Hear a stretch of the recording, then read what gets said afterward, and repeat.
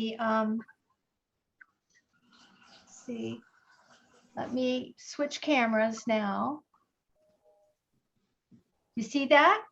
Yep. Yes, yes. Okay, all right. So now, so these are the cups that I was referring to. And this is our reference. And for some reason, mine is switched backwards, but that doesn't matter as long as you're seeing it correctly.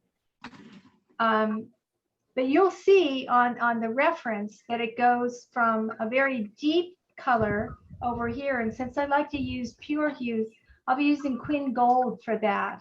So I'll go from a lemon yellow through an aureolin yellow to a new gamboge, and then a quinacridone gold, and then into that, down here at the base where the shadow is, I'll probably go back and forth between rose madder and opera, believe it or not, depending upon where the shadow lies. Like down here where it's less bright, and then I don't want people to concentrate their view on because it's going out the page. I'll probably use rose madder for my darks down here, but up here in my focal area, I'll use opera. Okay, and then back here as well, I'll even mute that farther, probably use a little magenta back there because you know yellow and magenta are complementary. So let's see. And then into my green, I've mixed up some aureolin some viridian over here. And into that, I'll be adding some peacock blue or cobalt turquoise, some yellow and what have you, to make some lovely variety of greens, probably even some ultramarine blue in there. So let's take a look at that on the color wheel. You'll see that the colors that I just named, as far as the yellows are concerned, are right side by side on the color wheel. So that's analogous. And then as we come down here, these purple reds are analogous as well. See, I don't have opera on here, but that I have permanent rose, which is down here in the bottom. So that's kind of a deeper color with the blue in it. And when that hits that yellow, it kind of neutralizes and pushes it back. So that's exactly what I want. And then over here in the greens, across the color wheel from over here, these are the greens that we're using. You'll see viridian is enlarged because it's a very important color. It's just pretty much Steve Quiller says it's the exact color complement to alizarin crimson. So we'll be using quite a lot of that and add some cobalt turquoises to it and some cobalt turquoise and some peacock blue, some ultramarine blue, depending upon where that shadow is on that leaf. Ultramarine blue for shadow in there mixed in with that viridian. So are there any questions about the color? I think you've got a lot of them. Why don't you talk about the three yellows you've got below your palette there? Which ones are which? Okay, this one is lemon yellow. That one will be for the leaves that are in brightest sunlight. And here's my middle yellow, here's my middle yellow, which is the aureolin yellow. This is a good color. This and the viridian, they are glazing colors. And what that means is that they highlight other colors that surround them because they act like stained glass windows. They're very, very transparent. So they can push and pull your object that you're painting or your part of your painting if you want to push it back. They're very good for giving a tint or a little suggestion of that color without killing what's underneath it. So it's very, very important. And then my darker yellow is this new gamboge, which is very hard to get these days, the true new gamboge.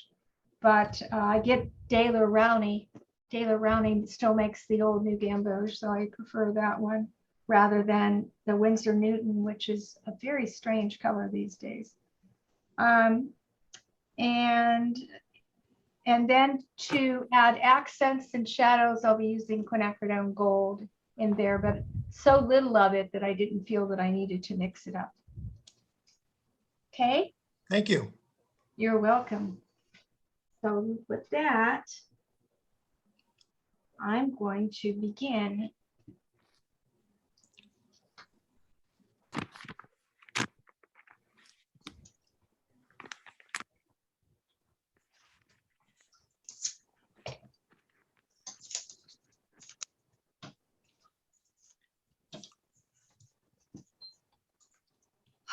Okay. I always like to give my paper a little bit of mist.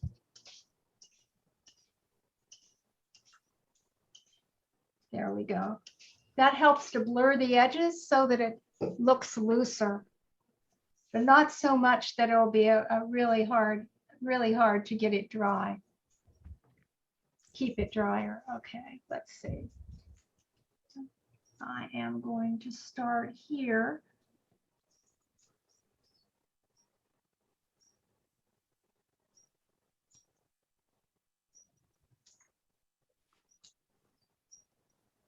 Okay, that's working. I am paying very, very close attention to where I'm going to keep my whites, because that's important in this particular painting. Oh, Yeah. Yeah, come in here and lift up these edges a little bit. Not add, try to add so much. thanks for calling. Yes, right. Bye-bye.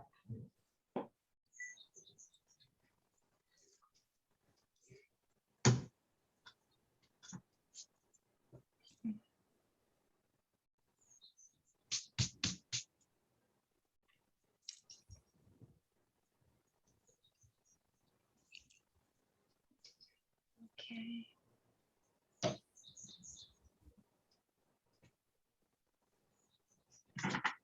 I want to connect, to leave some light in here. I'm picking that up right here to leave an entrance into this sunflower into the background. So I don't want to block that. Keep that lighter there, right there, so that you have a horizontal movement. Okay, now coming right into the center.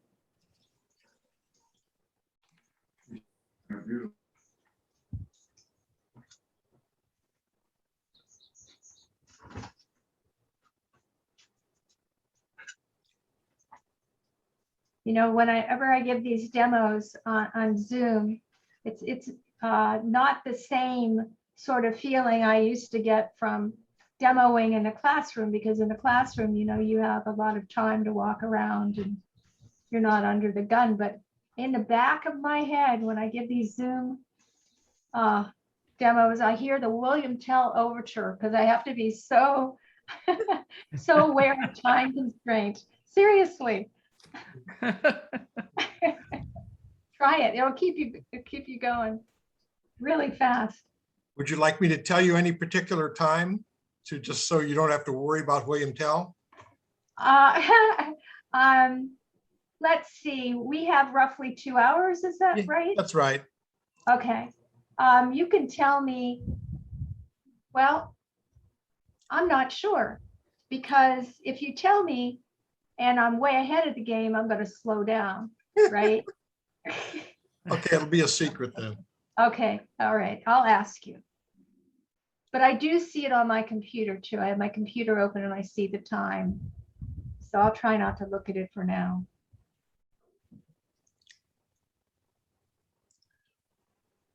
But I tend to work slowly, because I love to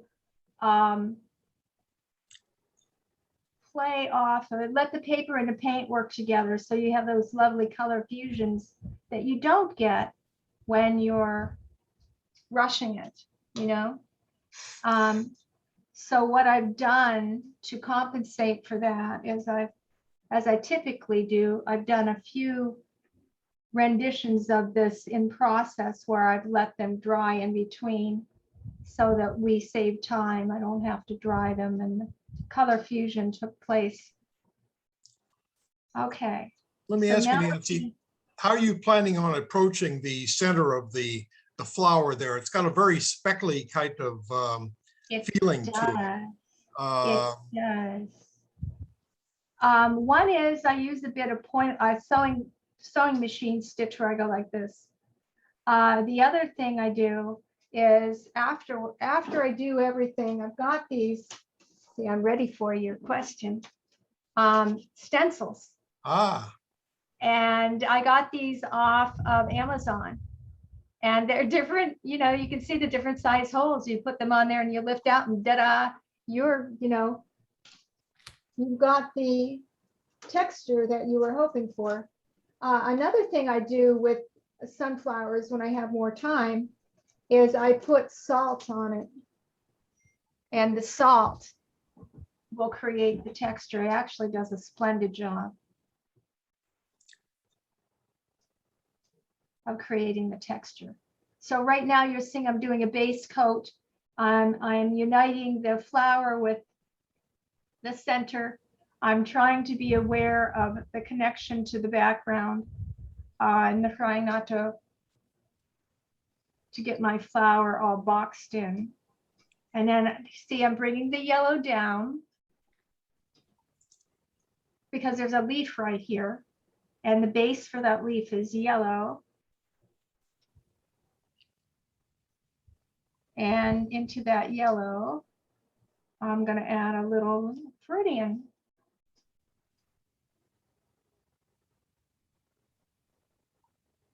Now I'm going to come over here. This is a big leaf on mine.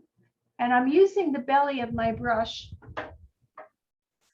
to paint, not the tip. Again, emphasizing that kind of looseness. I'll tighten up the leaf a bit with the negative painting later. So I'm not worried about edges at all at this point. Get this base color in. This is all the base. This is the underpainting.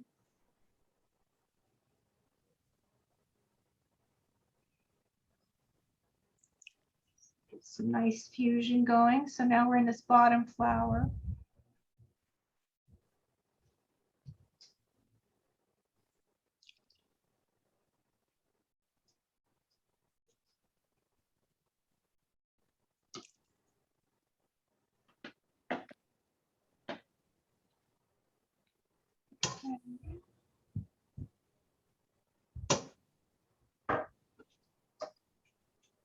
Yeah, that's what I wanted. I wanted that to hit that and it kind of explode.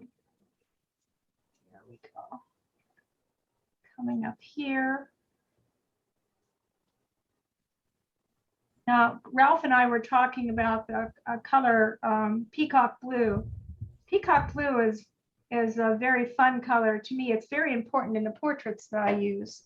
It adds beautiful accents used in combination with cobalt turquoise, because one is very transparent, meaning the peacock blue, it's very transparent, and it doesn't have the capability of getting very dark.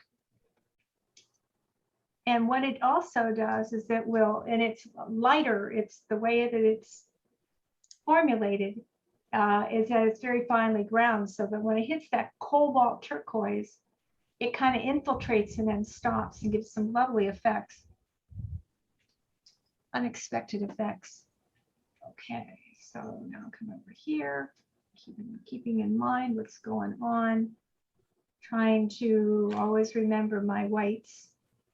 That's why I'm making a crosshatch stroke, giving myself plenty of whites.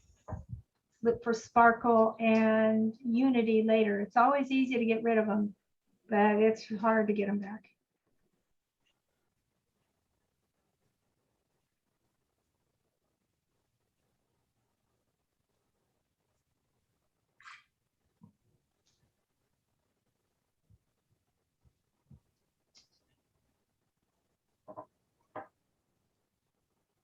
Okay, coming over here.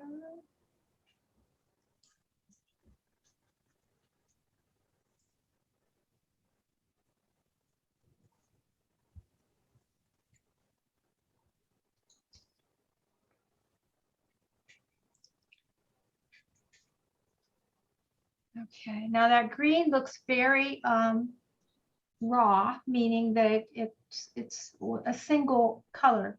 So we've got to start to concentrate on adding some other colors to it before it gets too dang dry. So in the sort of shadow areas, I'm going to come over here and take some of this, whoops, peacock blue over here. And as a preliminary, I'm just going to add it negatively. And because we took some time to pump spray the surface and get it moist, I'm counting on these edges not staying as hard as they appear right now. They'll integrate and fuse. Nancy, who's the maker of your peacock blue? A Holbein. Okay.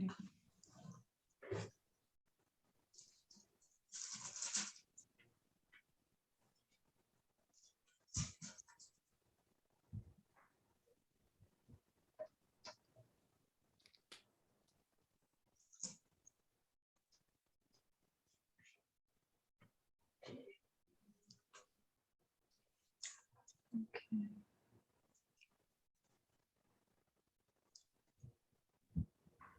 Okay, working quickly now. I want to get a little even darker in my blue area. So I know this area down here is going to be pretty dark. Oh, fine. Where are you? On your way? How are you feeling?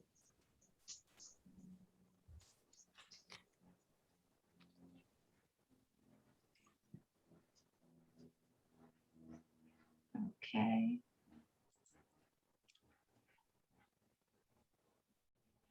I'm creating a path, a little path of darker hue that's going to darker value. I mean, to bring the eye later through the composition. I'll be looking for this pattern I'm creating the hints to right now. Okay, that needs to connect with the edge. And while I'm in the area,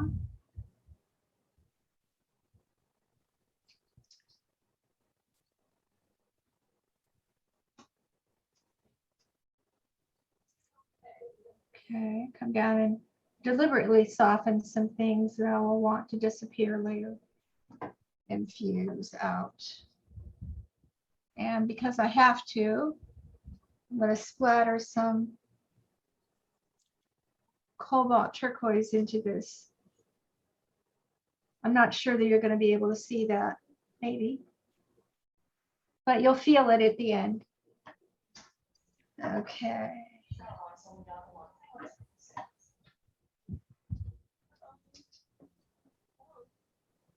Yeah, I got them on the other line, so.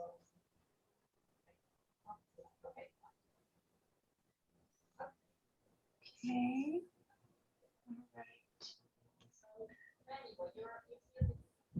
Okay. Let's see.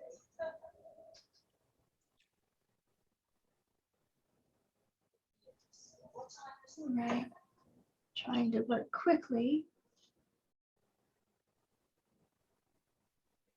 So they played with that quinacridone gold so much that I can hardly recognize it. When I look at my palette, I'm not sure which pigment it is. It looks so much like raw sienna, but this must be it.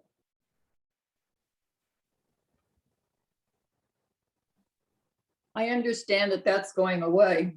Quinn Oh, Gold did.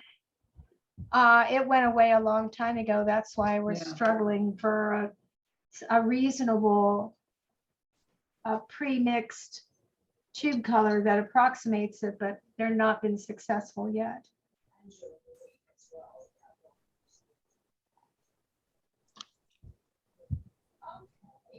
It was a very popular color back in the, for cars back in the late 70s, early 80s. And so somebody came up with this beautiful color, quinacridone gold, for those cars. And once the color fell out of favor for the cars, they quit making it. And I guess paint manufacturers couldn't get it anymore. And probably, it's probably not cost effective for them to try to, you know, it's probably so difficult to get that it's not worth their while, or it's too cost prohibitive to try to make it up. So what they do is they try to take new gamboge, which you can't get anymore. That's probably the biggest problem, that it looks so, this color looks so bad right now. New gamboge and permanent rose, that was the fallback. But then now that you can't get new gamboge anymore, they're just, it's just so depressing. So I searched, I did find De La Rowney makes that good new gamboge, so I combine it sometimes with my permanent rose to get a kind of a more of an approximation of the old quinacridone gold. That looks like more like it than the other color. All they look identical on my palette. These colors look identical to me right now. See, that's one of the reasons why it's so irritating. But this is the one that's quinacridone gold.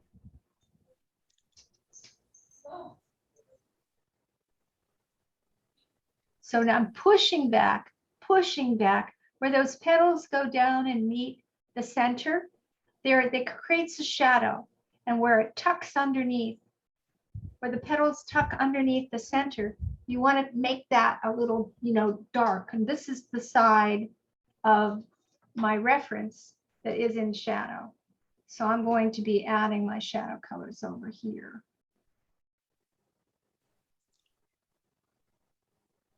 And then come down on the bottom as well, trying to create some lovely color fusions. You'll see that I'm painting right over top of some of those green hues that we just made.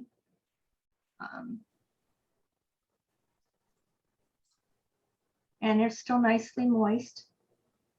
So I can come over here, and I'm using negative painting to pull out some of those petals. But that's just yummy color fusion there.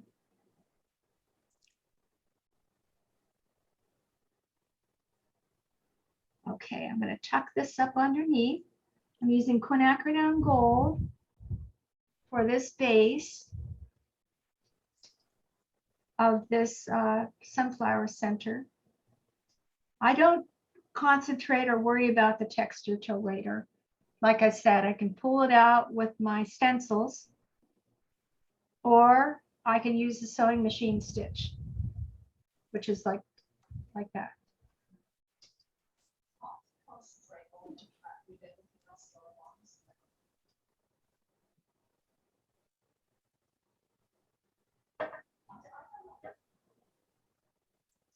Okay.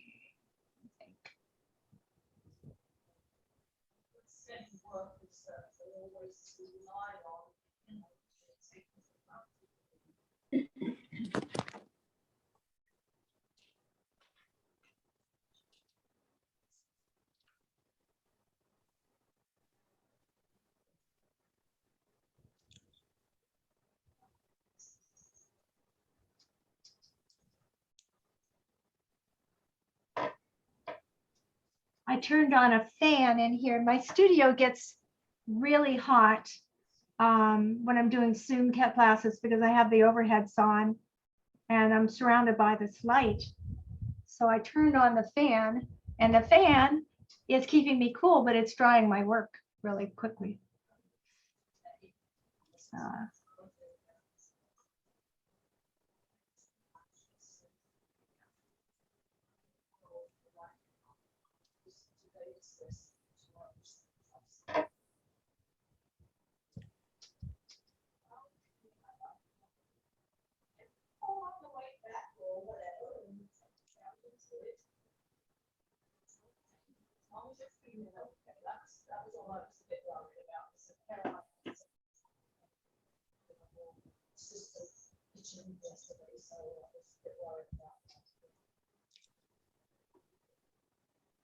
Yeah, well, it had to reach its peak, so that was its peak. Okay.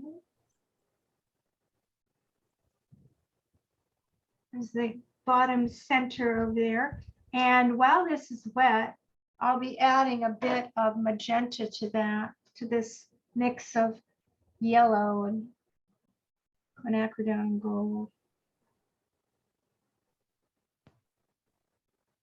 Okay.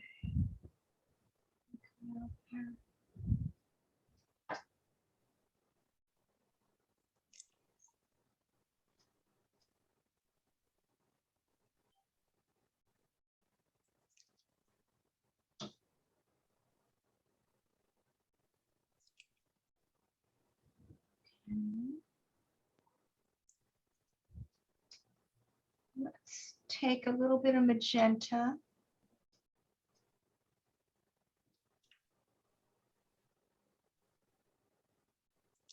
To be over here.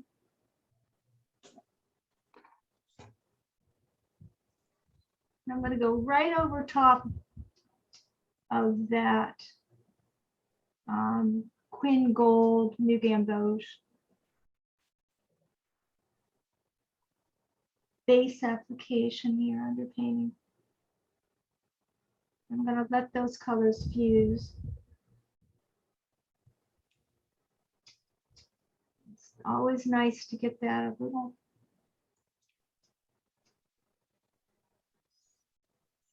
wet, a little fusy, a little.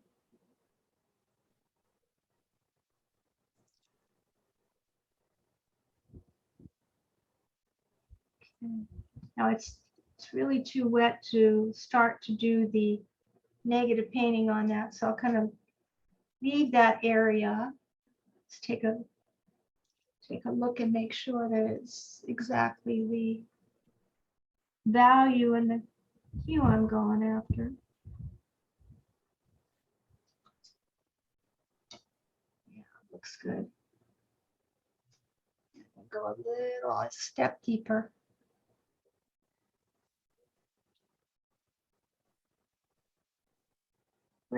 Where the petals meet the center. We're going to go a step deeper there, like we did over here, to add the shadow area. We don't see it too much on the reference, but we know it's there. If you add it, it'll add a bit of dimension to your work, and you'll thank yourself later on.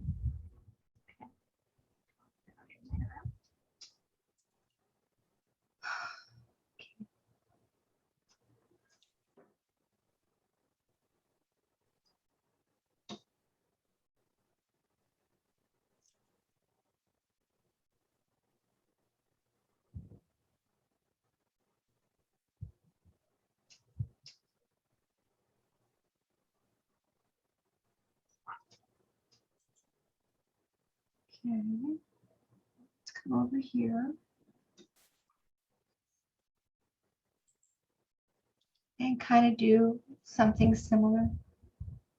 Since this is in shadow, we need to add a red with a bit of blue in it, because blue is the complement of yellow. And we know that's going to neutralize it and send it back in space, because we don't want anything taken away from our star. And these are not on the same plane anyhow. Further back in space.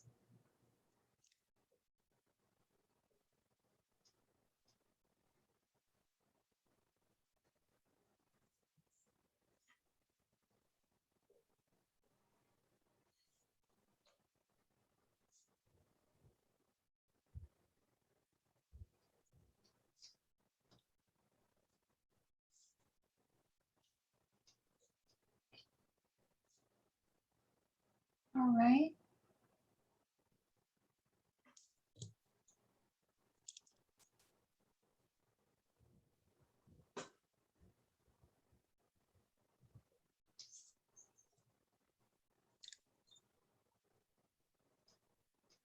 Is anybody painting along? No? Trying. Oh, good. All right.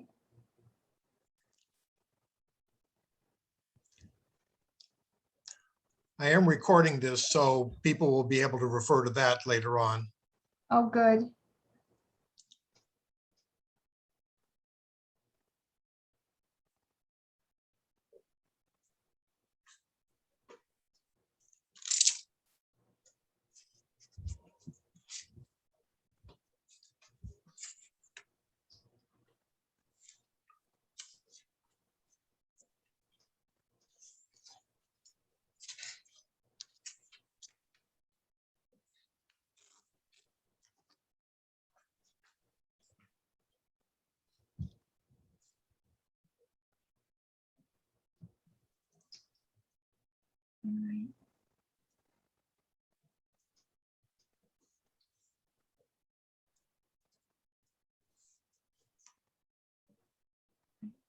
And here on the bottom, to mix it up, make it even a little bit more neutral, I'm activating a bit of cobalt blue, and I'm going to put it on the center while this is very wet, so that it will merge outwards into some of the other colors. Okay. All right.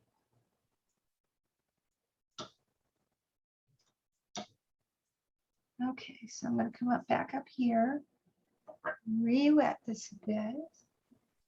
Ralph. Ralph, Yes? I think Rebecca's trying to get in. Oh, sorry. Wasn't paying attention to the waiting room there. Thank you.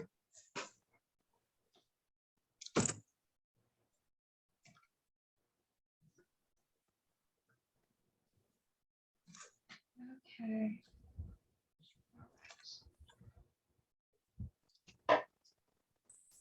Thank you, Ralph, for letting me in. Sorry to be late. No problem. Glad you could join us. Definitely. I missed you guys. We miss you. Yeah, we all miss each other so much. Well, Rebecca's moved away, Ah, so makes it even more difficult. yeah. That looks beautiful so far. Thank you.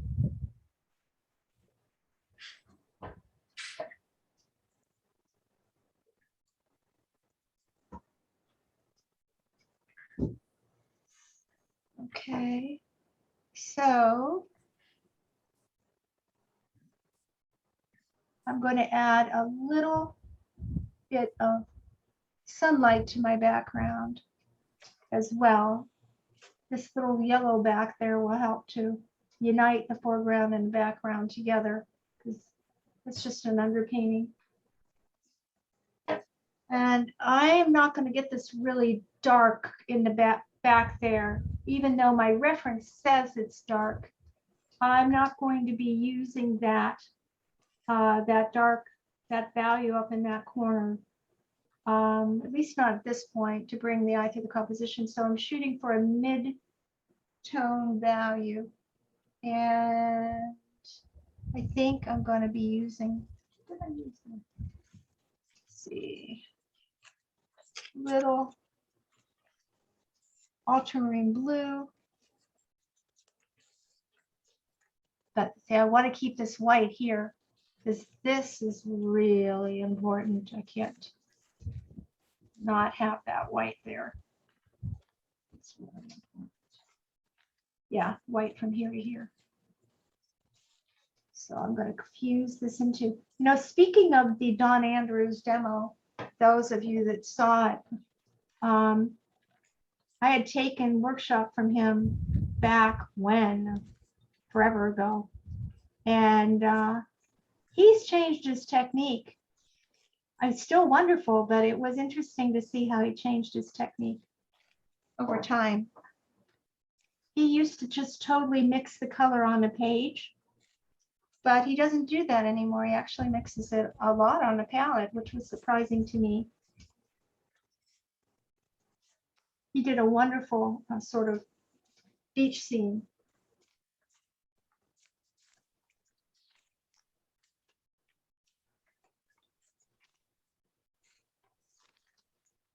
Okay, there are places where you're going to see these accents. I like to lead those and encourage those natural looking little accents of where the flower intersects with the background there, little accents.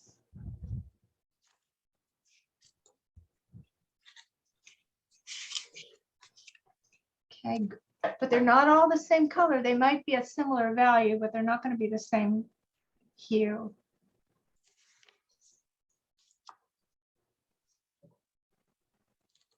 This one I'm trying to make a bit of green, so I'm going to switch over to my turquoise blue. See if that'll do that for me. Yeah, now that's switched. It's no longer a blue accent. It's actually a green accent.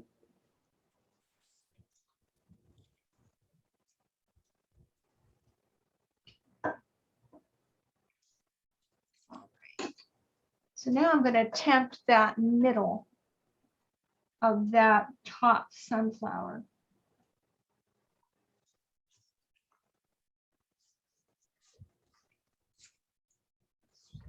Let's see.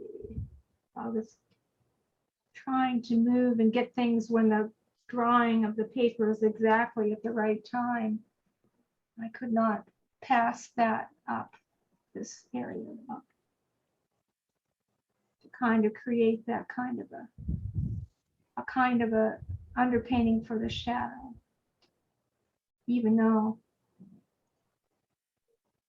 I don't have the brightest greens on there yet. Just a little hint for the future.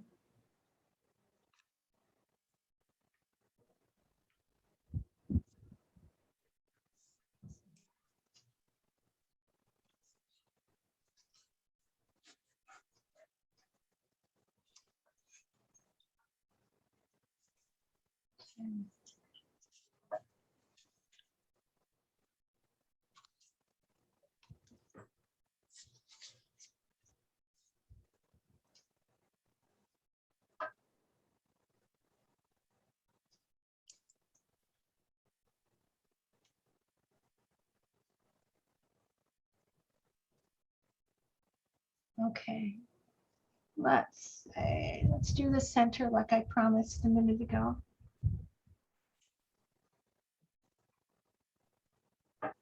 It's quite a light yellow green. And my instinct is to say that's cobalt blue and Oriolan, because that pushes back nicely. But did I get that? No. I went for color. I went for vibrancy. Now I'm going to back it down. Let's see. Here it is.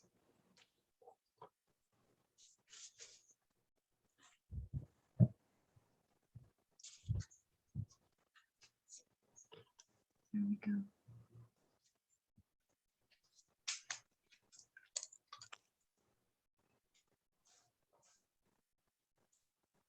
I'm going to do a suggestion and kind of leave some whites in there.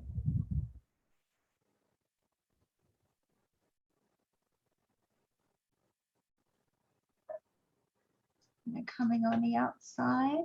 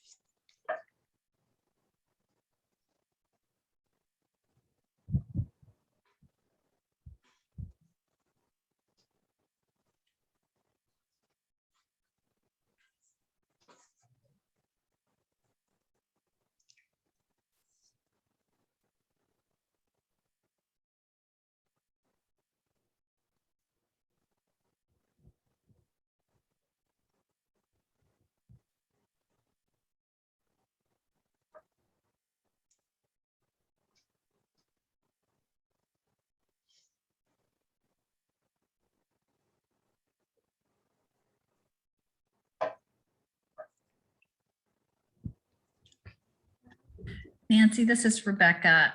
What color, what brand do you use of the cobalt teal? Oh, Winsor Newton.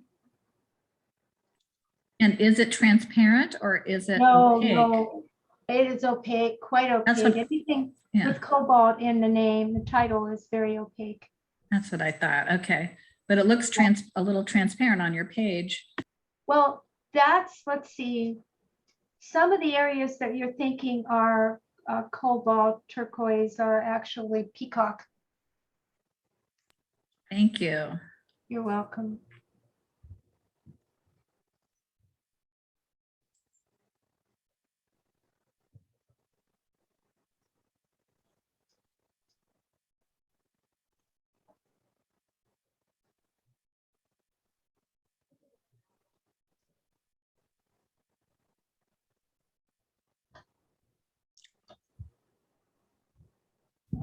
Okay.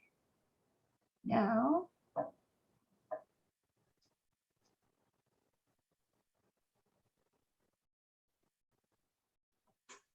Let's get this going.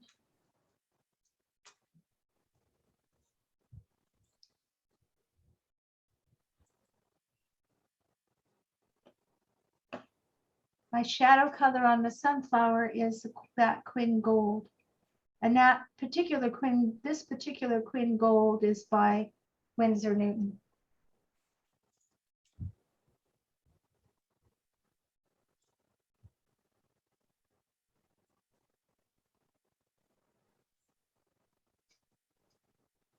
Nancy, do you see much difference on your Quinn Golds between the different makers?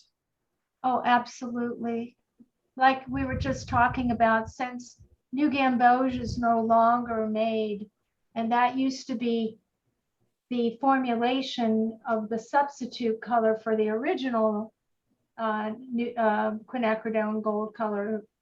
That New Gamboge is so important, but the people try to formulate it in different ways.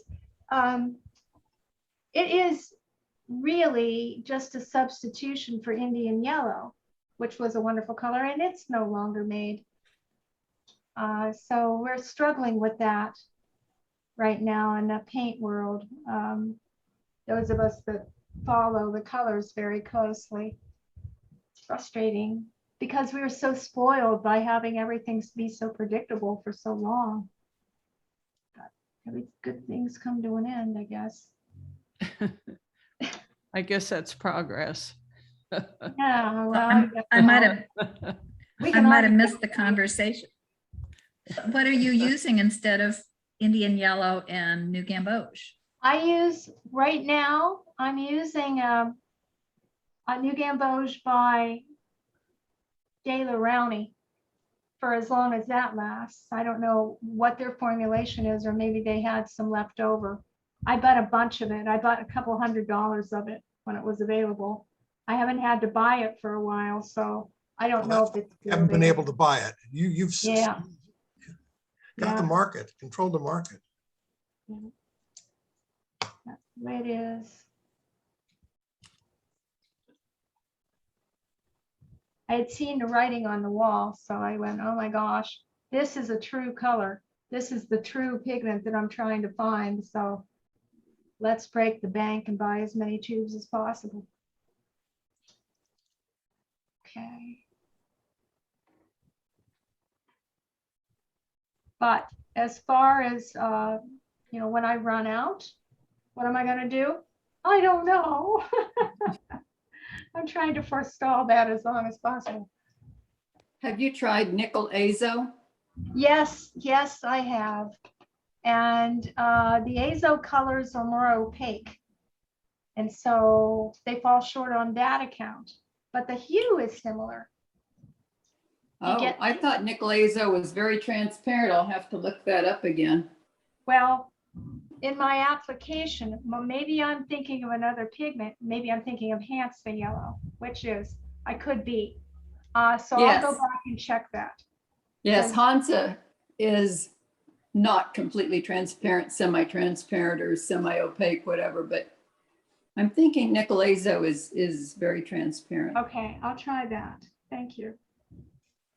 See, now I'm going back and forth across this center like I told you I was going to. And I'm using a low Cornell, a number 10, which I like, which comes to a wicked sharp point. So you can get in there and get those little strokes.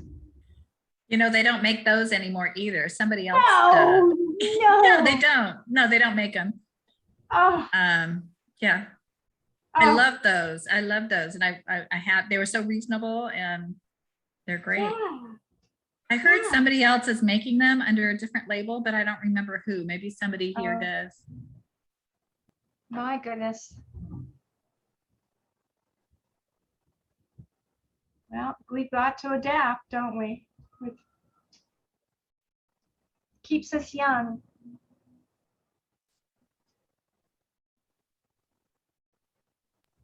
Okay. I actually think they're coming out with some really good products that are cheaper, but I don't know what they are. Somebody has to find them and, spread the word. Spread the word. Yeah. Yeah, Yeah. that would be nice. That would be nice. Have you ever used the M. Graham paints? Yes. Yes, I do like them. They have honey in them. Right. And that keeps them from drying out a lot. They make that makes a very nice, squeeze it out and add it to your palette for plein air painting, because you don't have to worry about it drying out as much when you're outdoors, especially here in Southern California.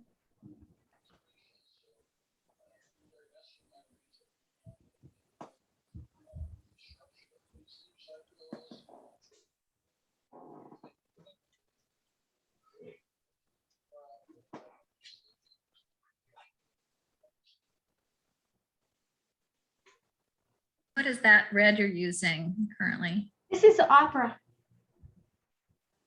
Uh-huh. Yeah, it's opera from Holbein.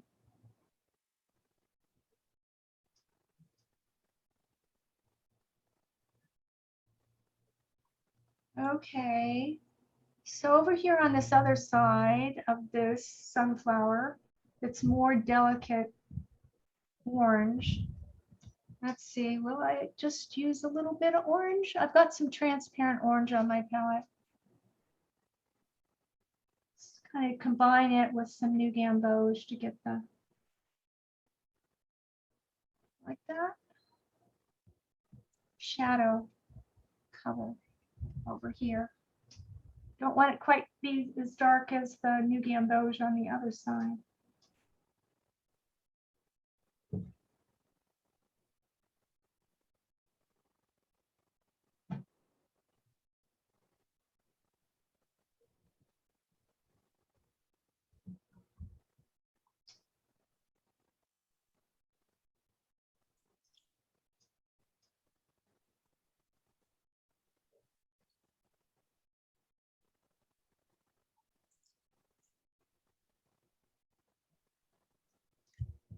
See, we'll do this kind of carefully. There's a shadow over here. I don't want to get it too dark because it's falling away from the viewer, so we don't want much contrast back there.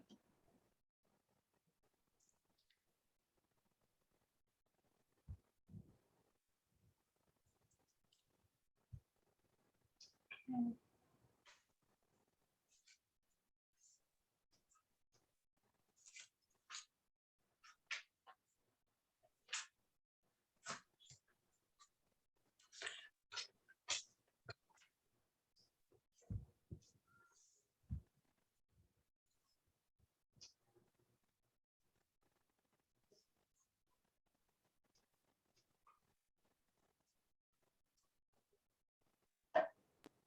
Nancy, Yes.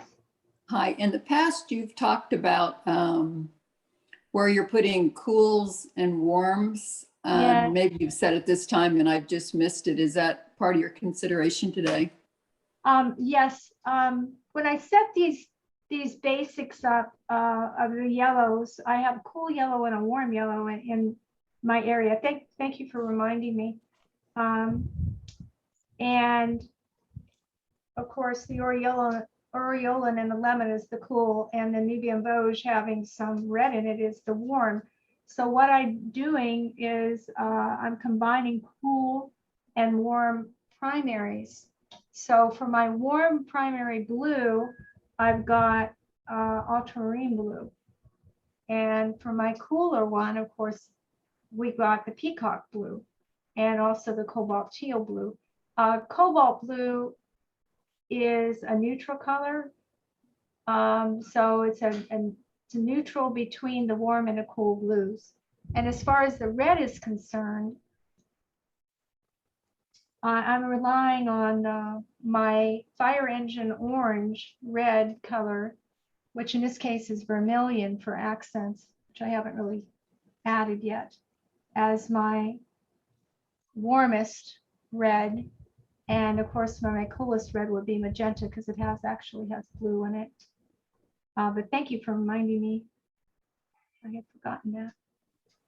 And reminding me, is the strategy to mix two cool colors and two warm colors and not to mix cool with warm to get muddiness or something like Oh, no, that? no, no. When you're talking about your primary colors, the way to neutralize, you're not going to get muddy. Actually, if you select a warm primary with and combine it with a cool primary, you get a slightly neutralized version of it. And what that does is it sends it a little bit back in space, but it still keeps it bright and luscious, as opposed to adding the color's complement to it, or Payne's gray or something like that to it, which would be depth to your color.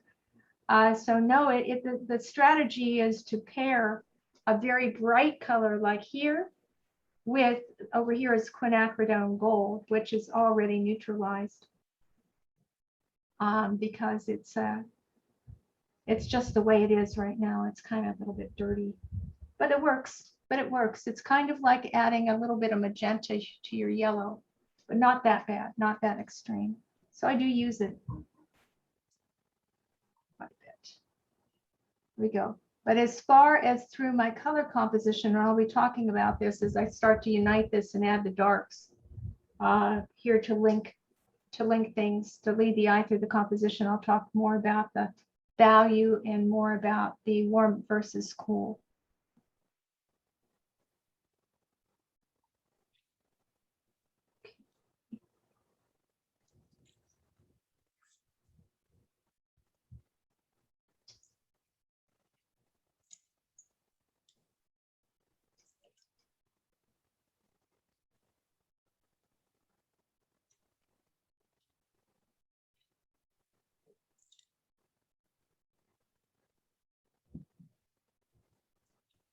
Okay. Have this fuse over like that. So I have a big blob of white here, and I need to break that up. And that's actually a dark sunflower in the background there.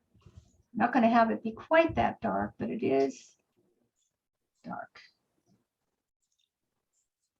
It's in the shadows.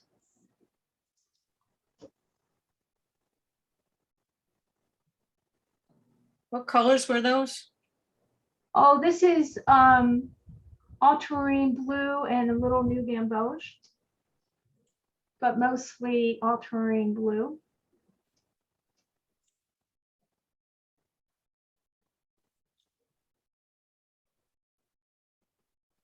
Okay.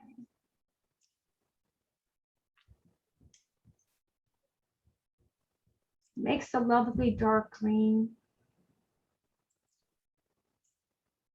In fact, I think undersea green is made of this color. That tube brand, undersea green by Winsor Newton, is new gamboge and ultra blue.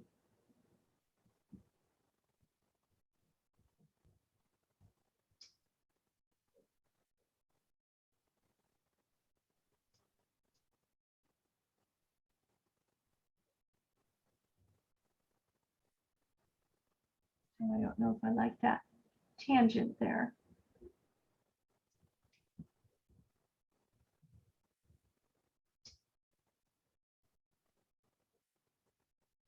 Yeah, too close to the edge for a tangent.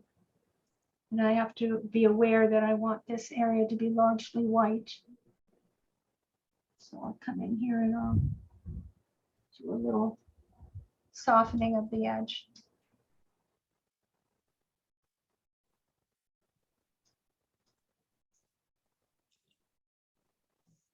This ultramarine blue with the new gamboge in it is going to be probably my shadow color for the greens. And just for fun, in my there's a large leaf, if you're looking at your reference, on the left-hand side of this composition. And I am going to drop in some cobalt teal with a little new gamboge to brighten up the green over here. You see that? So now we're talking about warm versus cool. This green that I'm adding is very warm, and that color that surrounds it is very cool.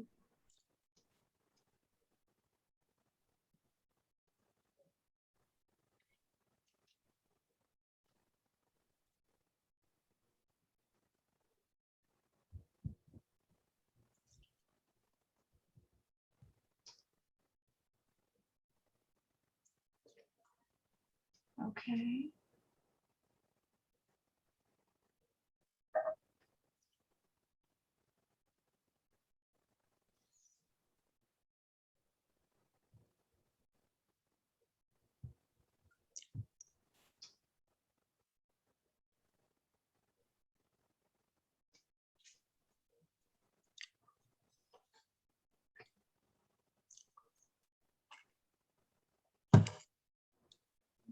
Here. And over here. Drop in some of that bright green also. Remember that old saying, if you're going to add a bright color, do it in 3 areas. A bright accent, do it in 3 areas.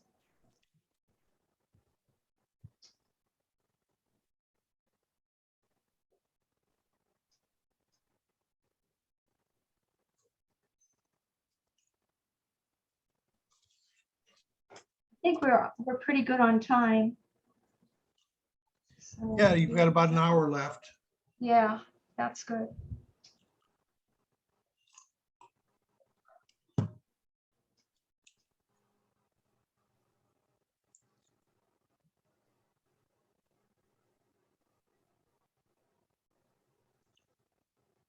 Adding the shadow side to this middle.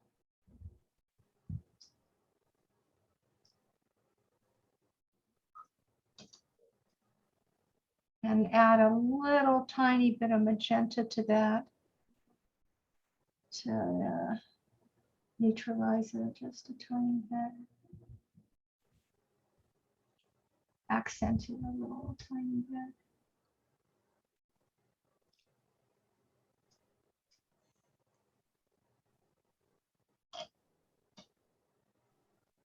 Okay.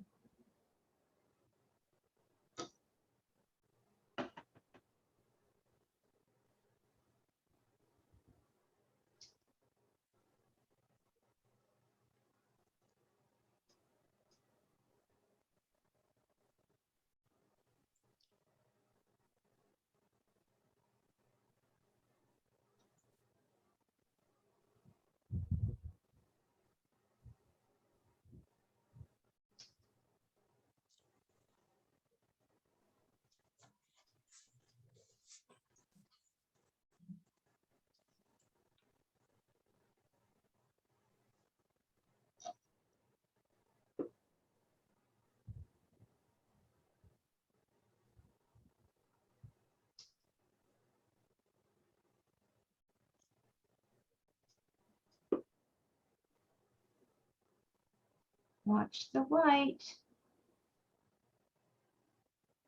Watch the white. I'm sure you might have already explained this, but why is that so important to you to have that particular piece of white? Is that to bring your eye in? No, it's to link it to the edge over here compositionally. So the eye will come in and revolve around the painting and come that way. Because sometimes you come up from the bottom. If you divided this into thirds like that and across the bottom thirds where those lines intersect, you have focal areas. And this happens to fall on that line. In fact, the focal point would be here and here and here and here, according to that rule of thumb. So I have the eye coming in from the left upper and then revolving around the painting and hitting these secondary points of accents. It's complicated, but But I hope that was clear. No, thank somewhat you. clear. Thank you. Yeah, that helps. Thank you. I was just kind of wondering, because like clearly it's not in the photo, it's something you're creating. It is something that Yeah. I am creating because I'm not slavishly following the photo.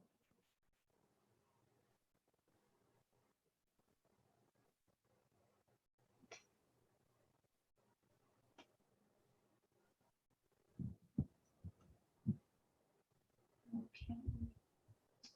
Let's come over. And come over here. I'm starting to think about the composition more now that we have a nice underpainting going on. And there are some places over here that are still wet, and that's what I want. Not real wet, but damp. And that working into the damp will keep the edges soft, so I don't have to keep going back and softening the edge, which can be, you know, when so much is going on, you can forget, and then you can get something that is a little harsh, more harsh than I had wanted.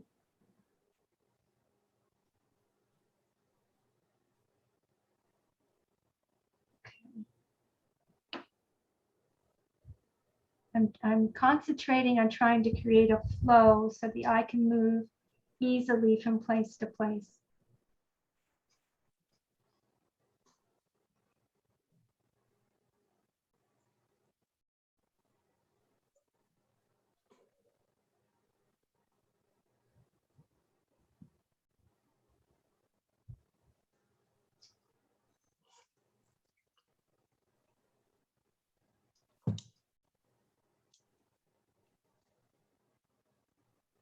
My husband's an inspiring artist. I see him listening in.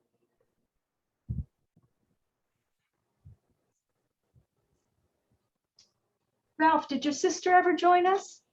I don't believe she did. She must have had some problems with doing Oh. Zoom. She has an Apple pad, but she hadn't tried it with Zoom before, and so I'm not sure whether she ever got up to speed on that. Oh, yeah, there is a learning curve, especially, I think it's supposed to be slightly easier with Android. Zoom, I mean. Don't know. No, it's really easy with Apple, super easy. Really? I've done it on my computer and my iPad. You just need to get used to it like anything else. Yes, that's true. You know what helped for our family is getting people acclimated to it was having family birthdays online through Zoom, and that's worked out really well. It's almost like being there. Except And you that's don't get the cake. Well, I went to I went to a wedding on Zoom, and it was pretty funny because people kept forgetting to mute themselves during the ceremony. oh no. We just laughed. I mean, it was funny, but it was great. It was a happy moment during COVID. Yes. And we need more of those.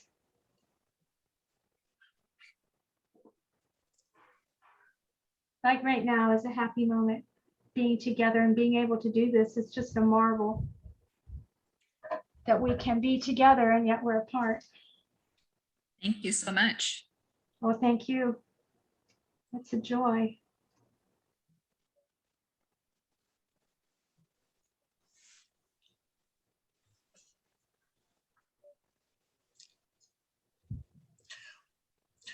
So Nan, are you trying to connect a blue area through the lower part of the painting to have the eye travel around in? See here? Yeah, That's what I'm doing. And I'm changing it up as I move across the painting, sure. trying not to keep it be the same all the way. But that will add unity and interest. Yeah, and this part, even with my portraits, there's always going to be an area where it softens and vignettes out into white there at the edge. It just adds a bit of dimension. So even though your reference photo doesn't have that, you're using Absolutely. it as a compositional. Add it. Yeah, it's a compositional tool. I used to tell my students when we would meet weekly that you know that you're getting watercolor when preparing for doing the final painting is as much fun or even more fun than it is painting the painting. And that's one of the things I worked out ahead of time, how I wanted to lead the eye through the composition.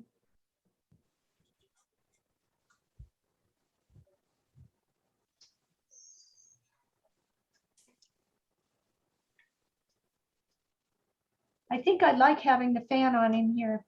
Used to be in the olden days, if I'd be in here with the door closed, in my studio, I mean, with the door closed, the water would build up on the surface. And so at this point of the painting, I'd be like sloshing around through like, oh my gosh, where am I now? Because it's all fusing all over the place. But it's not, because it's kind of drying between. And that's nice.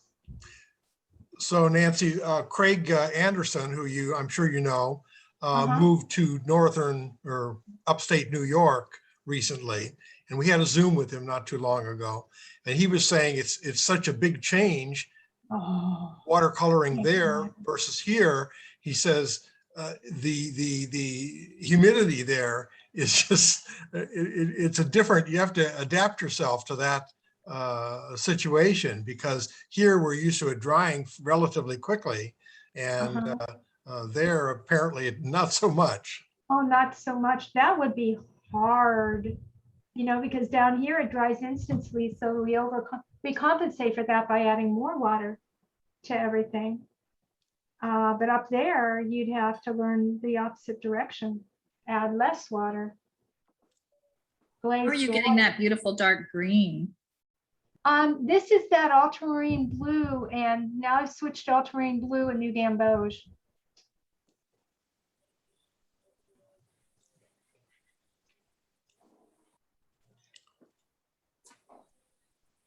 Occasionally, when I would have our classes together, we would do a green, one series just of classes just dedicated to mixing color, and greens were one of them. All kinds of greens. It's surprising how you can make green. You can make green out of black and yellow. That sounds odd, doesn't it? But it's true. That was a favorite of Linda Dahl at one time.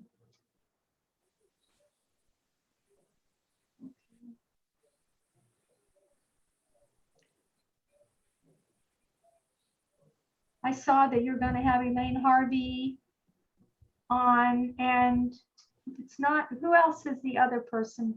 We're going to have Kathleen Scoggin do one in November. Elaine was going to be scheduled this fall, but unfortunately she's not a Zoom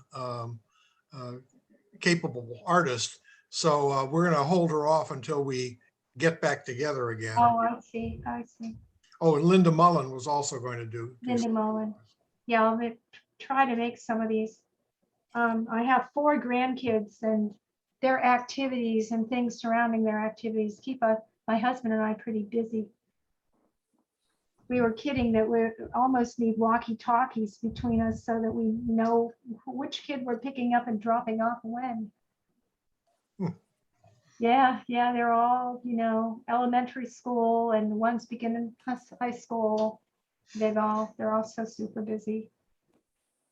We almost need a fleet of grandparents. That's what I'll be doing tonight, picking up and dropping off. Nancy, the artist Bob Burridge, I think, has said something like the painting's not done until the purple goes in.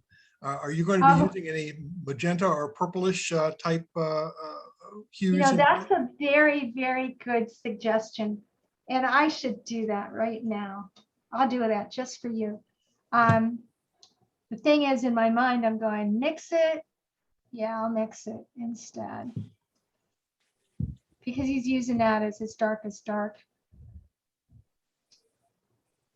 So I'm mixing two purples. One is Opera and Ultra Blue. Come on, come on, come on, come on. Ooh, that's a lovely, but it's not going to dry very dark. So I'm going to go back to my Ultra Blue. Or should I use Peacock? Boy, Peacock would really make it sing. I've got to look at my painting and then imagine I'm putting it in. Which color is the correct one? The lighter, sort of bluer color, or which is the turquoise, blue-greeny color, or the warmer ultramarine. And then I've got the way to solve that problem is to look at your painting and ask what your dominant color is. So if my dominant color is yellow-green, then I would say we're going to go with turquoise because it's got the green in it. Let's see if it works. Oh no, let's do it. Okay, so instead of going to Opera, I'm going to go over here. Whoa, that's a beautiful purple, isn't it? That was the right choice. I'm surprised. There we go. You see it? Probably not. There's too much shine on my palette. Let's see what we can do. But it will make a very dark. Yeah, that's a beautiful purple. You know, I think it's just really true that when you get to this phase of the painting, in this context, using a mixed color, you get more variety as you move around the painting. Let's see, by adding the mixed color instead of the tube color magenta. Okay, I'm going to be careful with this.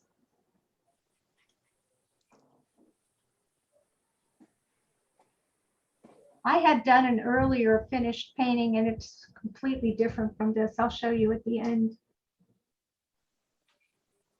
Back when I was an artist for American Greeting Card Company, they said, you know, I think we're going to make you do 2 paintings of every single finished piece you do because there's such a variety. Well, we have 2 choices because I'm a different person the second time I do it than the first time I did it.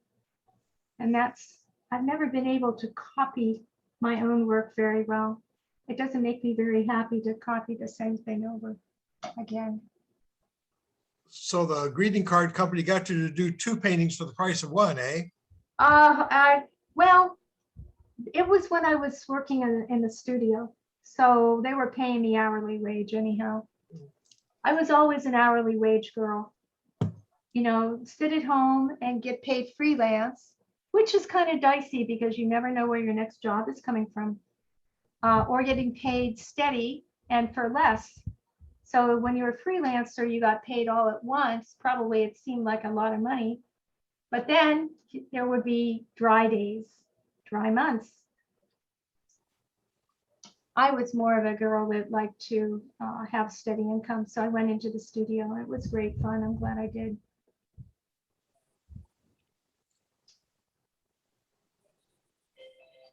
Unknown caller. Uncola? Okay. All right. All right. I think I'm enough of this for now. Maybe a little too much of that. Let's fuse some of this. Actually, that is fusing on its own, so we're happy with that. We've got some little trapped areas here that are equal. I start to watch for these kind of things. They're redundant. One of them's got to go. Does it go now or does it go later? It should go later, but please remind me to take care of that, okay? Looks like 2 eyeballs. You don't want 2 eyeballs right Just there. staring at you. Yeah, they're staring at us. It'll be better just to take a little glaze and go across it. It's not the shape I mind, it's just that they're so very much the same. Okay, so now Let's add a little more definition on this guy.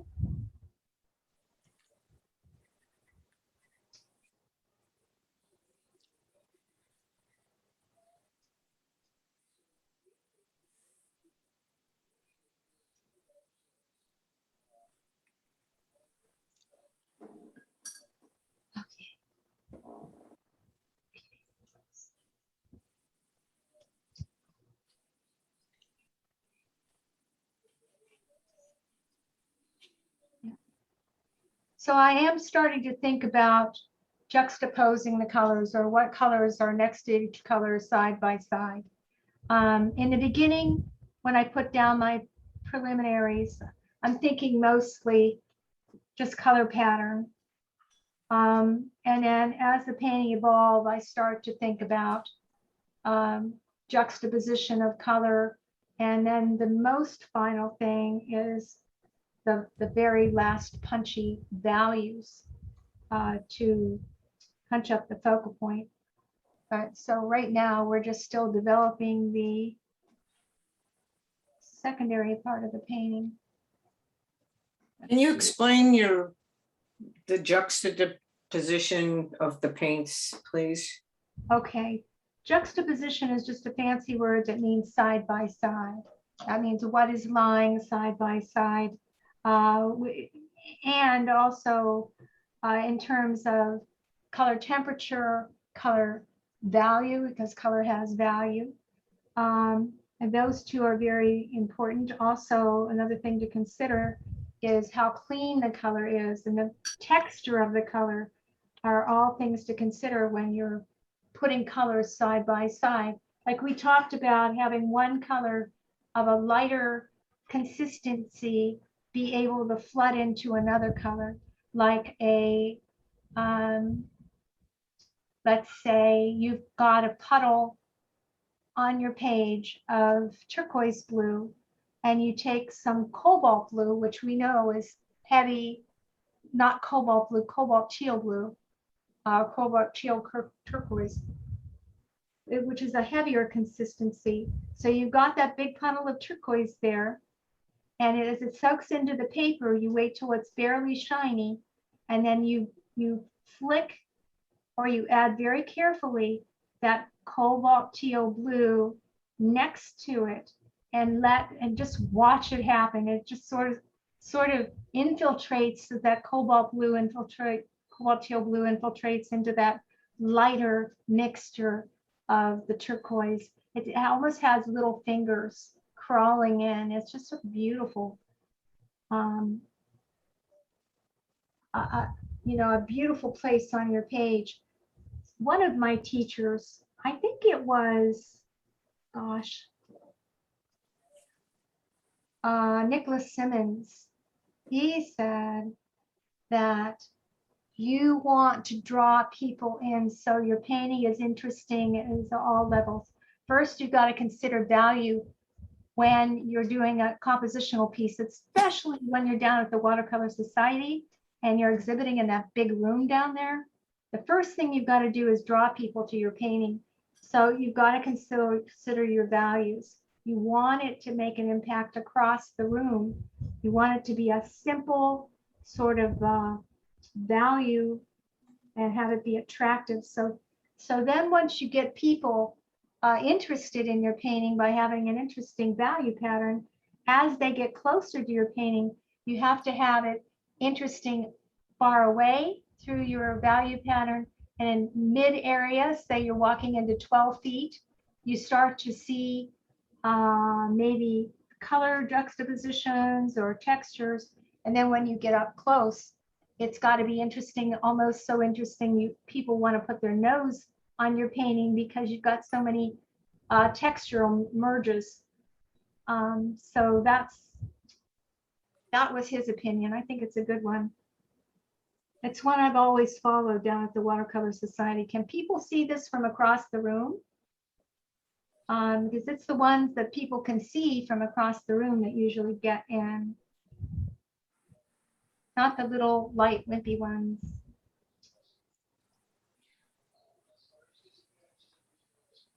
Okay. I'm having trouble figuring out where in this blue-green area, what it is and how you know where you're putting what you're putting, and just, you know, Okay. I'm You know lost. why? Because you're thinking shapes and I'm thinking pattern. I don't always think shapes. I think patterns more than I think shapes. If I have an interesting pattern, I don't care what shape it is because I can make it into anything I want to later. I can make that into a leaf. I can make it into just shadow. I could make it into another flower. So I'm not thinking I'm painting objects at this point. And it takes so little to make it about an object, so little detail to make it into an object. Oh my gosh. You know, a simple lift of something like, let's see if I can do it with this. It might be too soon. You know, coming across here with my fingernail and getting this line in right here will suddenly make a symbol of a leaf. So I don't worry about that. That's the difference between a tighter painter and a looser painter, I guess. I'm very tight, so Oh, I'm trying to loosen up here and I feel lost. that's because you're thinking objects and I'm thinking patterns. Squint your eye. Squint your Nancy, eye. can you describe your pattern? Yeah. What pattern are we doing? Oh, you mean how am I leading the compass through the eye? I would say it's probably a circular one, concentric circle one. That's what I'm going for. You'll see, have You're faith. doing that in terms of values, lighter and darker value. Values right now, lighter and darker value right now.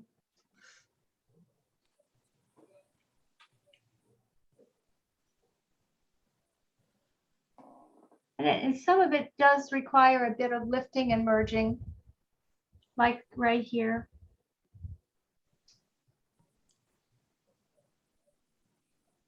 And I'll be covering up a lot of these little patchy whites, which is going to help you a great deal.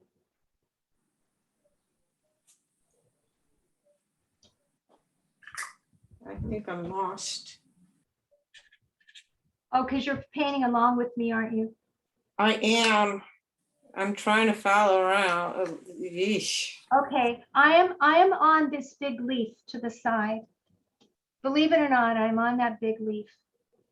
You're And on what? I am painting this big leaf on the side. And what I did right now is to correct a color merge. I've lifted a bit to get back that. Trying to get that so you can see it really well. Nancy, Yes, ma'am. this is Anne. How many times would you estimate you've painted this very similar work? Once. Oh, this is the first time? No, I've done another one. Oh, once before? Yes. Okay. That's what I was saying. It's quite different than what I'm doing now. And I think that you can probably see the, okay, I'm going to reinforce that. So you can see the edge of this leaf right here, up there. Now you're working on actually defining the leaf more. Right. Can you see it coming? Yeah. That's a leaf. I remember one time in class up at Palomar, I did snow. We were doing snow and I demonstrated snow by dropping some yellow into my snow. And one of the students got so flabbergasted she walked out of the class because snow is not yellow unless you're on a hunting trip. You know what I mean? So yeah, she just couldn't wrap her mind around as having a yellow tint to the snow. So I guess everybody's different. Does anybody else see that, saying that's the same way? We're all so different.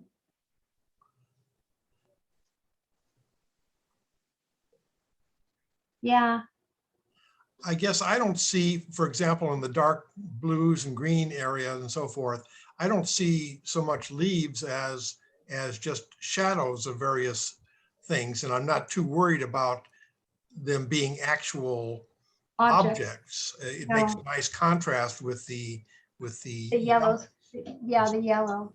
Yeah, and that's, you know, that's where we all go to eventually, but it takes a bit of experience to get there.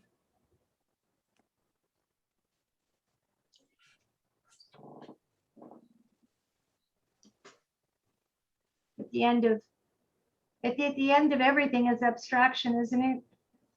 Yes. Yes.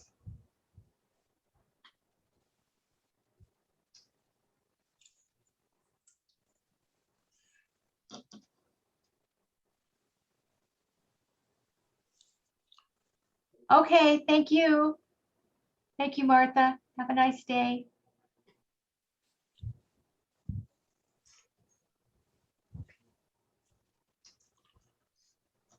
But I do have to be aware of not getting too heavy in these areas. I'm going to count on the paper and the paint for working on it for me in this composition. Okay. Nancy, do you usually start with the background before you get to like the main event? Not or at all. Uh-huh. Not at all. In fact, I can take a second and show you, because I'm enjoying painting this one so much. I've gone off my prepared tack. Depending upon how wet things got in here, I was going to switch to this one just to save drying time. And then I was going to go to this one further along, as you can see the patterns and the leaves and the edges of the petals and so forth.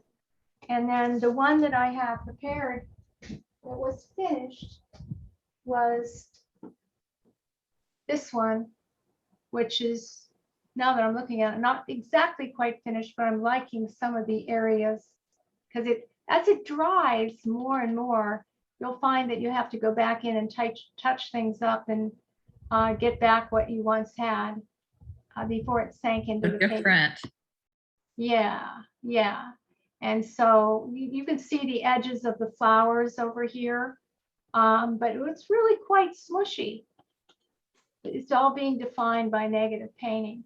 Does that help? Yes. Okay. Yes, that's wonderful to see that it's so the colors seem so very different, but maybe it's gonna be similar in the end. Well, it dries differently. Sometimes it just has to do with, I think in this one, and it's a good time to point this out.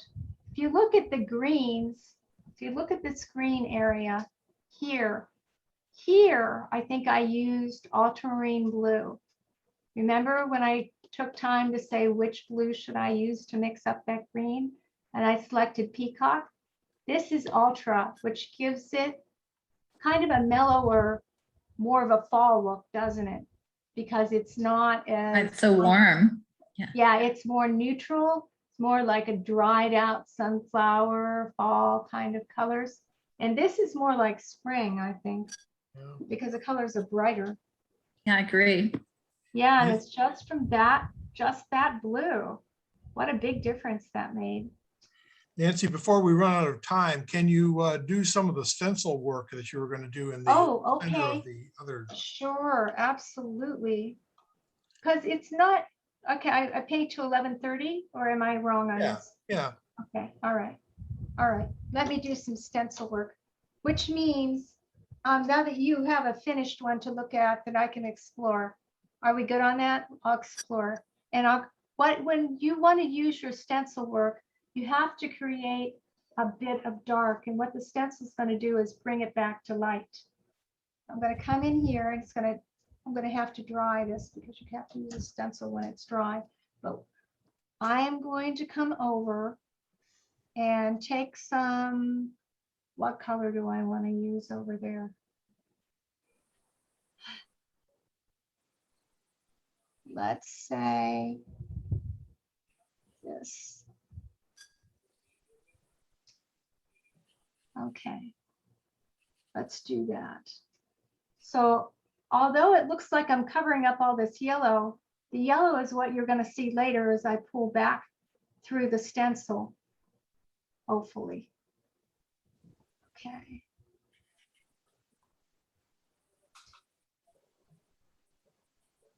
And then come over here, and then come over here.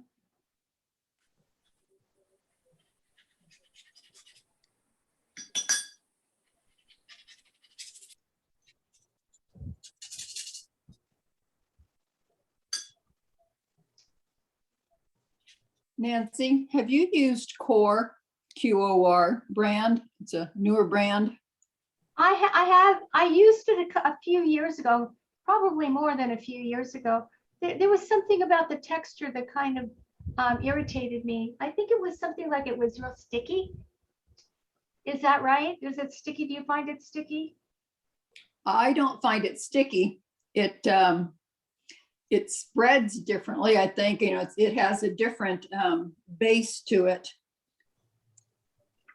Is it one of those that has honey in it? No, it's a proprietary, Formula, huh? yeah. I have to look it up to remind myself what it is, but it's not gum arabic. It's different, and it just, you know, spreads a little different. I bought a few of them just to sample them, and I think it works well. Uh-huh. And the point about using it, that there's an advantage over regular watercolor. Do you know what that is? I think it does not crack as badly. In your palette, you mean? Well, in your palette, or if you painted it thick on paper. Oh, I see. I see. So it probably does have some kind of medium in it that kind of, I wonder if it's plasticized at all. Well, it's definitely watercolor. Okay. I got their sample card at with the watercolor live show last January. Uh-huh. And let's see, it just says its exclusive binder provides more pigment in every brush stroke while retaining best qualities of traditional watercolors. It offers strength, range, and versatility unmatched in the history of watercolor. Huh. Colors are very brilliant. My card's kind of a mess, but I wonder if you can get nuance with them. get nuance. Yeah, nuance with them. I'm not sure what you mean by that. Oh, subtleties, or bleeds or blends, like what's kind of developing down in here, like especially right in here, where that different weights of the colors, because of their nature, infiltrate each other differently. That's the kind of quality that I was describing, that Nicholas Simmons said, your painting has to be interesting at all levels. And so when you get up close, you have to be entertaining the viewer with all these mixes and unexpected mergers of texture. I can tell you when I put it on my palette, it spreads much more so than if I put a puddle of a more traditional gum arabic color. So I would think it would do that quite well. Huh. I'll have to experiment. Not that I need any more paint right now. Yeah, well, you know, when you need a color, you can just buy a tube because you're so familiar with how your other colors work, it sounds like. So. And there's always Amazon, you know, Amazon's gotten better about carrying professional colors. So if I get so that I need something, then I just go to Amazon in a pinch. Okay, now I need to dry this. I've been hoping I have a very quiet hair dryer, or I can just mute myself.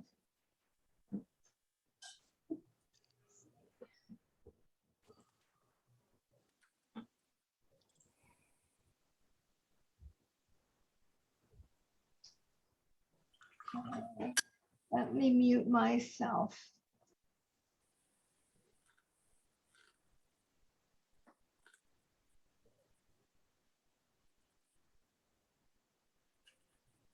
You know, I think this is so low, I don't think it's going to bother you. You can't hear this very well, can you?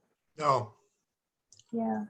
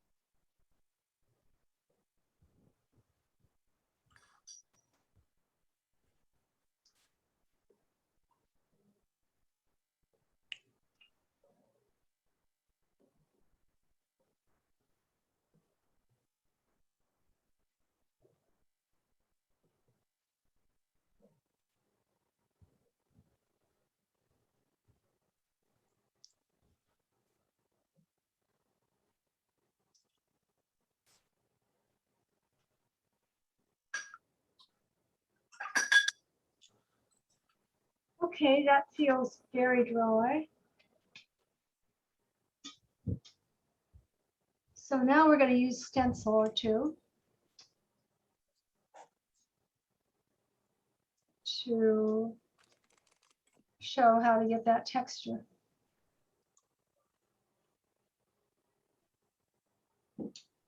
Let's see. Which one? I found that the little bitty tiny ones, although these look great, you need to use these in areas where you have a lot of contrast for maximum effect. What is that?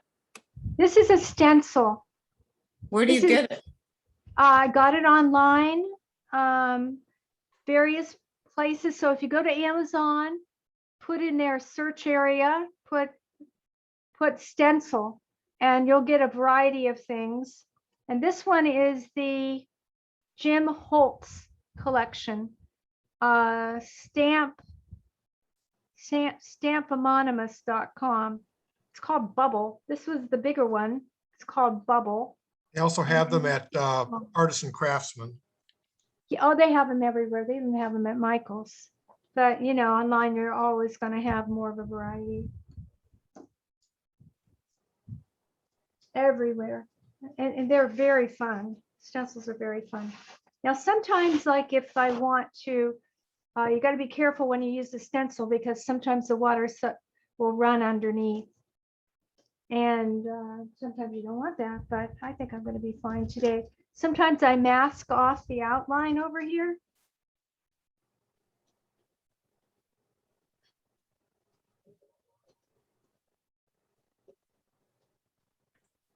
Is that the magic eraser?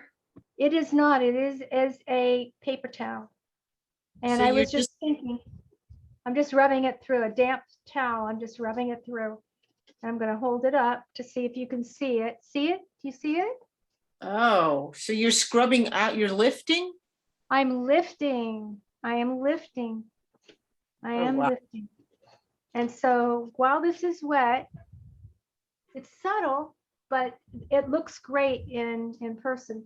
You can take a very pointy brush. I'm looking over here, back here, and my brushes. And again, I have a low Cornell sad sniff brush to a very pointy one to come over around, and you can paint around some of these to add accents where you want to, how you want to lead the eye through the composition, even here, see here and there, like that.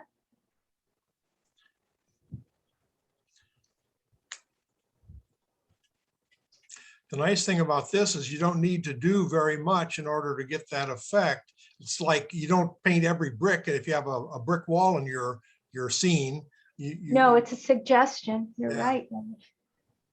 And sometimes a suggestion is a lot more fun than giving everybody all the information, because then that they become part of your work because their imagination fills in.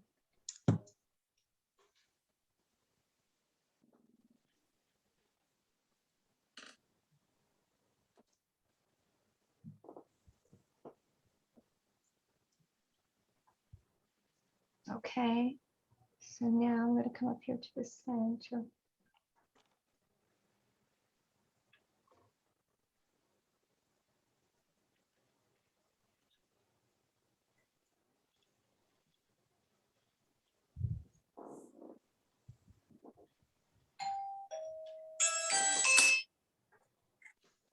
I've got to go. I have a patient now. Thank you, Well, Okay, thank you. for- Lovely to see you, Mary.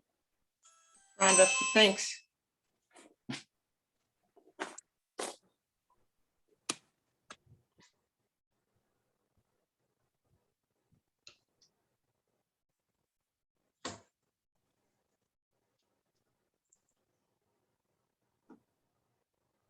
Okay.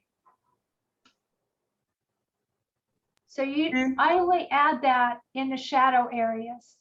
You don't need to put a lot of texture in your light filled areas. You're going to see more detail in that mid-tone dark area than you are in the light, because the light areas where the sun hits are going to be washed out. It won't look natural if you add a lot of detail there. Nancy, toward the bottom of your sunflower, you have a little white area that keeps drawing my eye Right here? toward- down, yeah, it draws my eye down toward the other two sunflowers there. Uh-huh. It's Well, sort of, that- is that intentional to keep your Yes. eye coming up Yeah. and around? Yes, it is part of the compositional tool. Like I said, I've got to be aware of keeping my whites, because the whites are strategic for design. Although you can push it back a little bit, like for emphasis, if I want to, let's see, go warm or cool here. And so it's a choice I've got to make. Do I go warm here or do I go cool here? I think I'm going to go cool.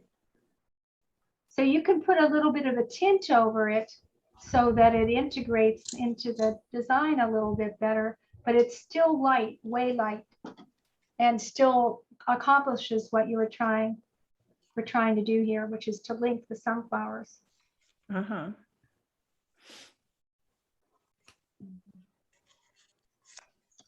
Okay. All right, so.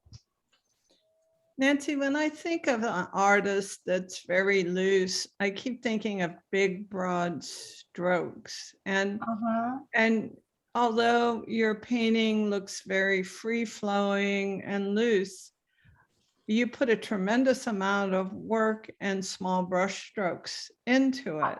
I do, like a very famous painter once said, I think it was Alvaro Costagnet, if you know who he is.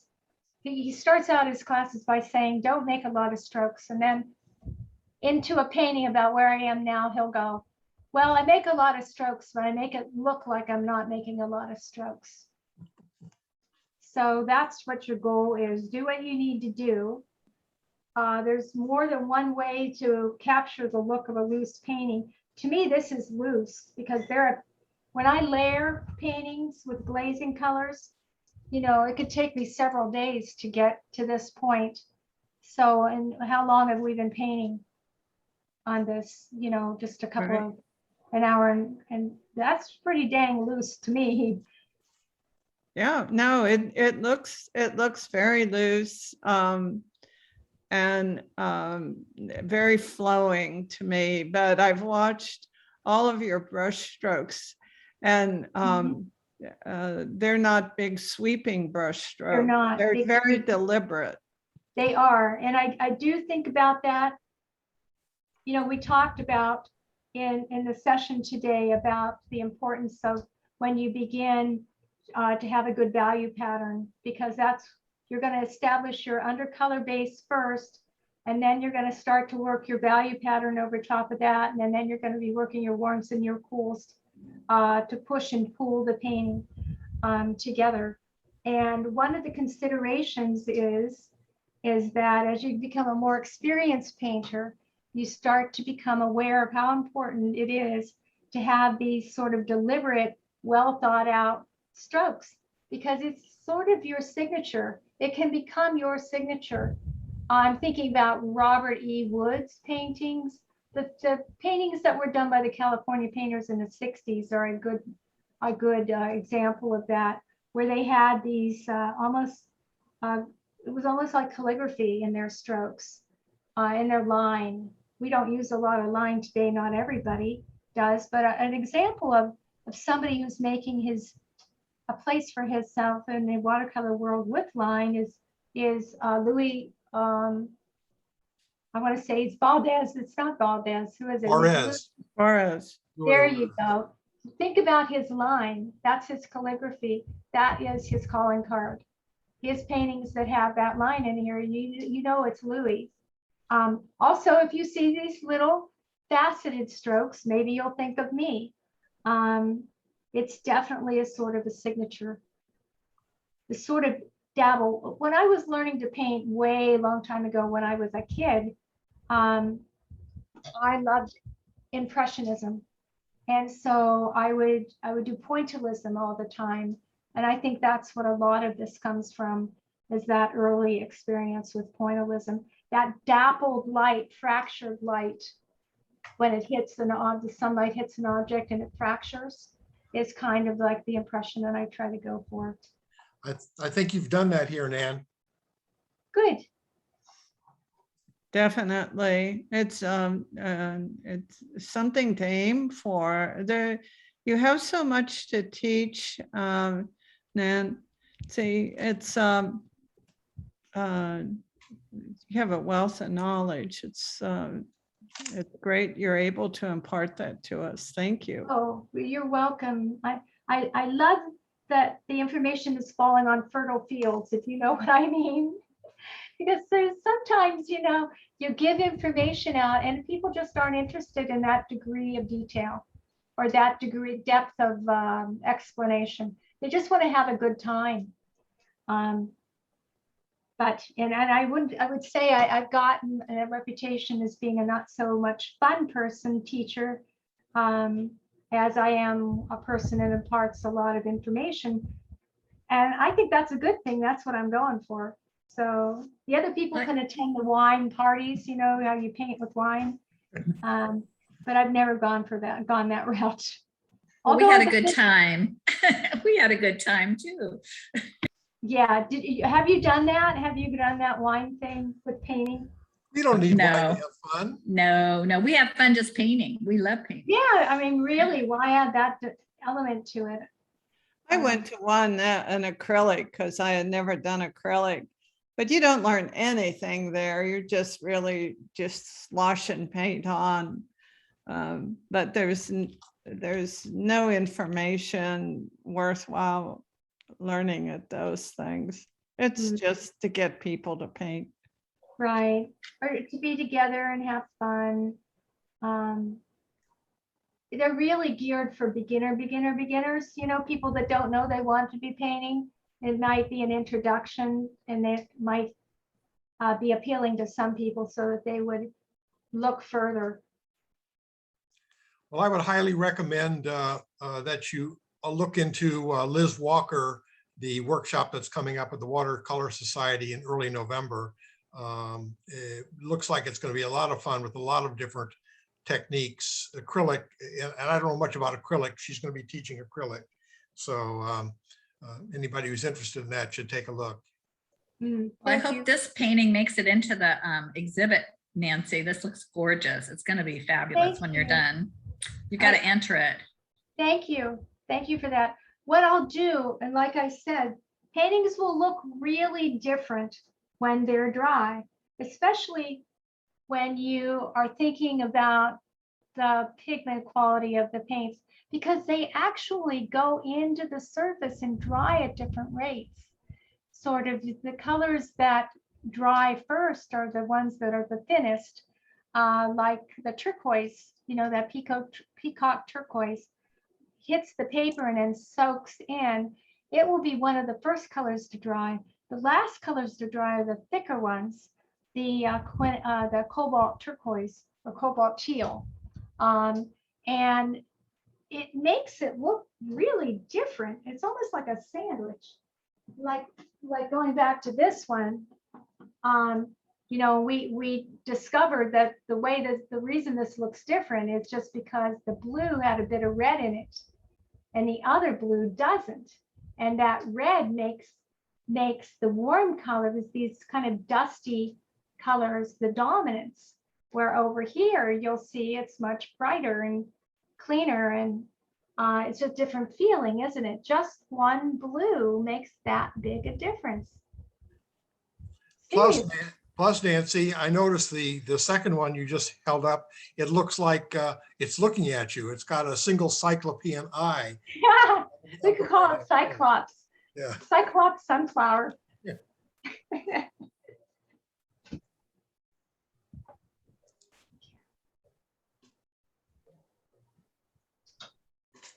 All right, you can see how important this white area, this painting would be killed if I filled that in.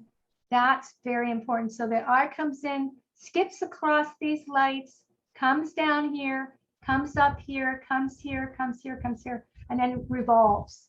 So I'm hoping that it's like a circle within a circle, a concentric circle kind of And design. that the viewer can never escape.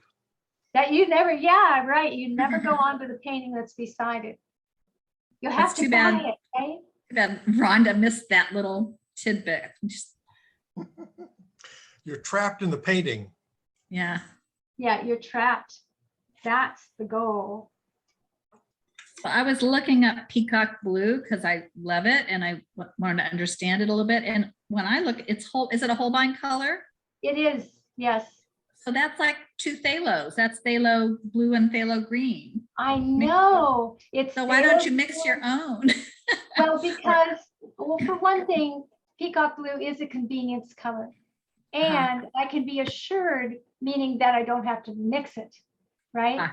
And yeah. the second thing is that, well, it's a time saver. And the second thing is the consistency or the sameness. So I can rely that will be the same value and the same color every time I go to the paint well. Okay. So if I want Yeah. that, that's why I would, you know, I have it on my palette. Is that a Especially standard color that you use a lot of? it is. I use a lot of it. It's one of my happy colors. That and cobalt turquoise I love to use in portraits. I like to use the cadmiums in portraits also. I didn't use any cadmiums in this painting though. But I could have. Any yellows for accents. So I imagine it's very staining, so you wouldn't be able to lift that one. Back to white. Yeah, you're right, with the phthalocyanine blue as the base, That's a stainer. If your paper is probably not going to go back to white easily, but we have our tricks, don't we? We have ways of attaining the white again.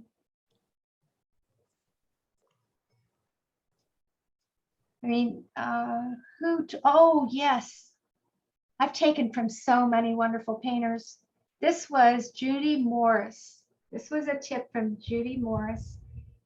She does these great big, very tight paintings, and she's fabulously talented, and they get into everything. So she's American Watercolor Society.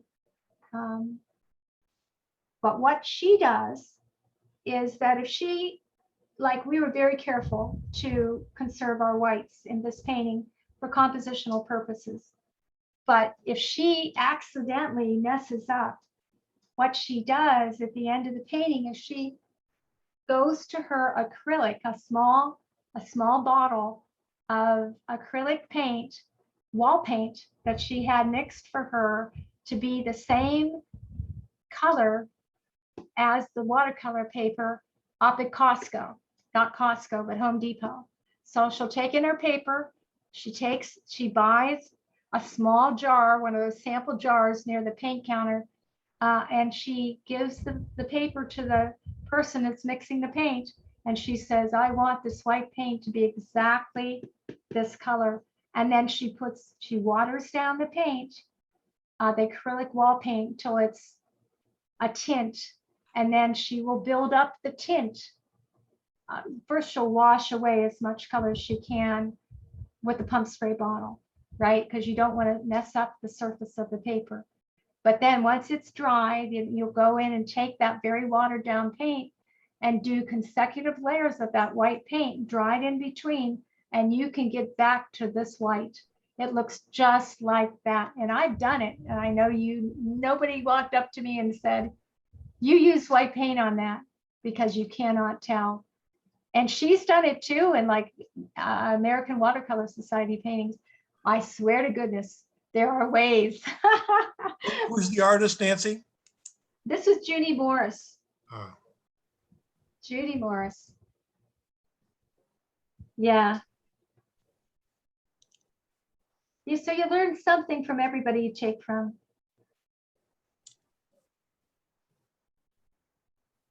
So I think of, the people that made my biggest impact on me.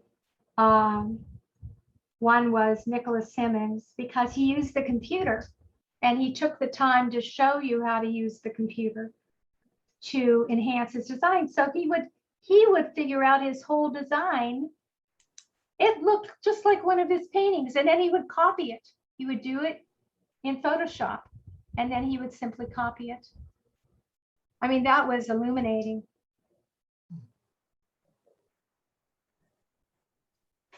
And he does them so big. He used to do them so big. Okay. As only a 6 foot tall person could.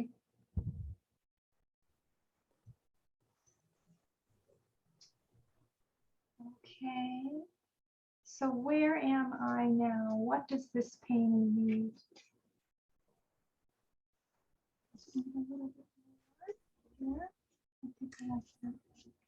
It's about 11:30, Nancy.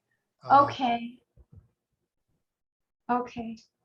Do you want to, you don't really need to take a photograph because you can take a screenshot. But I Right. could put up the other one if you want me to. And Okay. then you can, okay. See, I love this. This is warm and cool. So I put a little quinacridone gold over this blue green. Oh, there's a color vibration there. It probably doesn't translate to you. Oh, that's what I look for.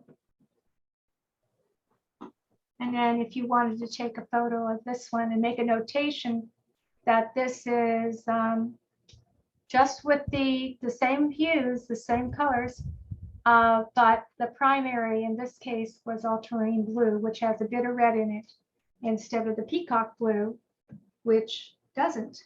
It's just I like this one a white lot better. turquoise. But I thank you for joining me today and to asking me to do this. This is very, very much fun. Yeah, thank you so much for expertise and all the information you've given us today. And I thought it was a lot of fun too. So we Great. don't need any wine. No, we don't need wine. Hopefully not at this hour. Yeah. Nancy, Yeah. thank you so much. Thank Great you. You're info. welcome. Thank you. It's just amazing how everything Thank you. blends. So pretty. Beautiful.